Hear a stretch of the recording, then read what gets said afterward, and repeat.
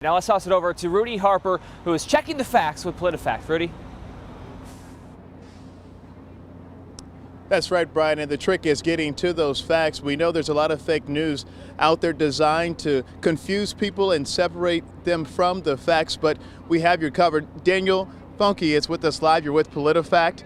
We were watching the debate tonight. You're with a nonpartisan group, and you have people across the country watching this debate in Detroit. Yeah, we do. The debate is over, but we have 12 people around the country still analyzing what the candidates said to help you parse fact from fiction. Yeah, and let's look at some highlights tonight. This first highlight we want to look at is Joe Biden, former vice president, going after Congressman Cory Booker.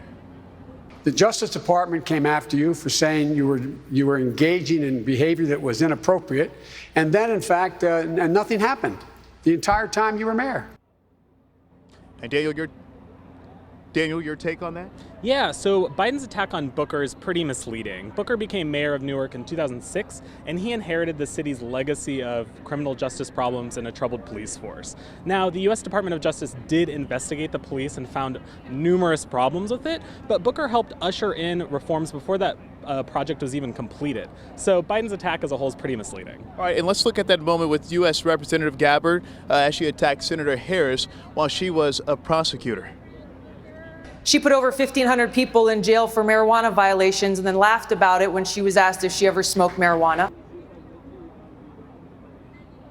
And Daniel, your take on that claim? Yeah, so that data is from a February article in the Free Beacon. That's a conservative news site. Now, PolitiFact couldn't independently verify that data, but we know that Harris couldn't have independently prosecuted marijuana cases. That would be for lower level attorneys. As for the laughing claim, we found a radio interview from February in which she said she had smoked marijuana before, and she did laugh after that. So that checked out. But as a whole, Gabbard's claim is pretty misleading. Got it. Thank you so much for standing by with us. We know you'll be with us also tomorrow morning with more of the highlights and fact-checking those candidates to see if it was fact or fiction. Glenda, we'll send it back to you.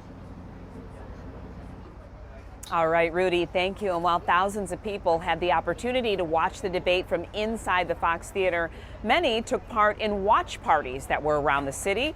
The seats were filled at Brass Rail Pizza Bar in Detroit on Adams and Woodward, just down the street from all the action at the Fox Theater. This is what American politics is, right? It is a bunch of ideas, and it's built on arguing so that all of these ideas, we can get the best parts of them and come up with something that's going to really support the American people. Many voters also said that they're excited about the attention the city of Detroit is getting, and that's thanks to these debates. So a lot of tension. All eyes on the Motor City and our state being, as we know, Carolyn and Dave, one of the most important in our last election and will be in the upcoming 2020 election. So a lot of focus here, not only on our issues, but what they'll mean for all Americans as the candidates are in the city of Detroit. And the good news, our state and our city looking good, bringing dollars, bringing eyes, and proud to have them here, Glenda, for sure. And yes, Michigan will be important.